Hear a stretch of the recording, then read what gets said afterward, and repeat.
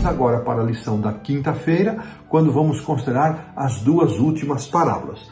Então, quinta-feira, a parábola da semente e a parábola do grão de mostarda. Agora sim, vamos então à parábola da semente, onde aquele cavalheiro, ele diz aqui que um homem lança a semente, ele vai dormir, de repente, quando ele acorda, o campo está pronto. Esta é a parábola inédita e exclusiva que só aparece no Evangelho de Marcos. Marcos, ele não registra muito mais parábolas. Nós aqui, se considerarmos o texto bíblico, são 4. Considerarmos a ordem do autor, são 5, isso não é tão relevante, mas somente mais 2 parábolas vão aparecer no Evangelho de Marcos. Uma no capítulo 12 e a outra, a dos lavradores maus, e a outra no capítulo 13 da figueira.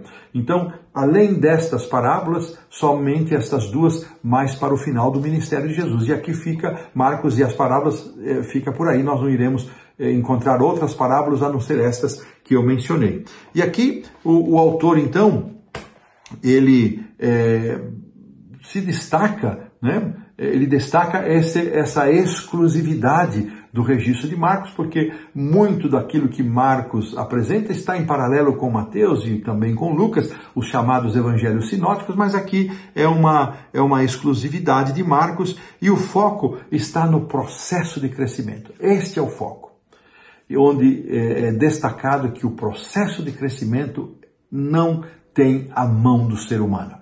É Deus que dá o crescimento. Isso Paulo falou, Jesus falou em outras oportunidades.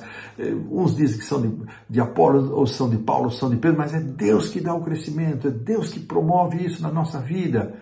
E não são as ações humanas. É claro que quando nós buscamos o crescimento na graça, Pedro nos exorta a crescer na graça e no conhecimento, nós temos um papel a desempenhar, que é a nossa resposta às provocações de Deus, às motivações de Deus para buscarmos conhecimento. Você precisa separar tempo. Eu, para apresentar essa lição, precisei separar tempo para estudar, gastar tempo com oração, reflexão, pesquisa, além da lição, outras fontes. Isso é iniciativa humana, mas o crescimento, Deus toma tudo isso e é Ele quem nos guia à verdade, é Ele quem nos ajuda a compreender a verdade, é o Espírito Santo que nos ajuda a crescer e nos desenvolver e amadurecermos na nossa caminhada cristã. Isto é muito interessante porque ele fala dos estágios, né? Ele diz aqui no verso 28, primeiro vem a erva, depois a espiga, por fim o grão, e aí então quando o fruto está maduro, mete-lhe a foice e vem a ceifa. Veja que aqui há uma expressão que aponta para a ceifa. Lá em Apocalipse 14 se refere à volta do Senhor Jesus. Então, esse processo de crescimento, de amadurecimento, ele tem um fim, ele tem um ponto final, é o ponto final da história do ser humano quando Jesus vai voltar. Mas, não nos esqueçamos, nós vamos continuar crescendo pela eternidade. A redenção será o nosso objeto de estudo e nós avançaremos crescendo por toda a eternidade. Aqui termina esta parábola. Vamos então à última parábola da mostarda, esta mais conhecida. Aqui o autor traz algumas informações interessantes, porque ele acredita que a semente a qual Cristo se referia é da mostarda negra.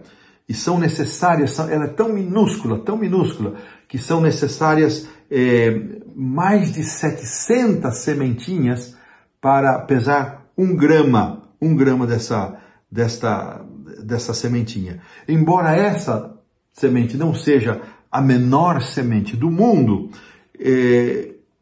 especialmente contrastada com a planta que se torna, chegando a alcançar 3 metros de altura, e até as aves fazem aí seus ninhos e pousam nessas plantas.